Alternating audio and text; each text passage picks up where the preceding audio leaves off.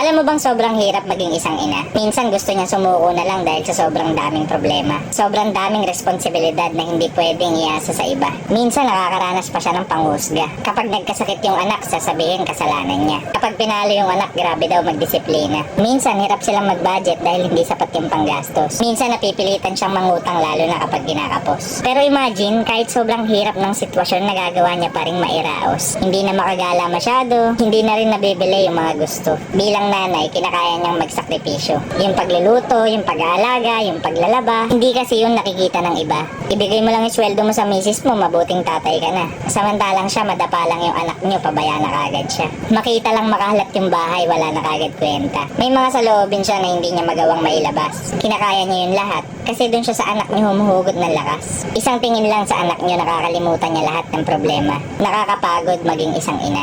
Pero kahit suko na siya, hindi siya pwedeng magpahinga.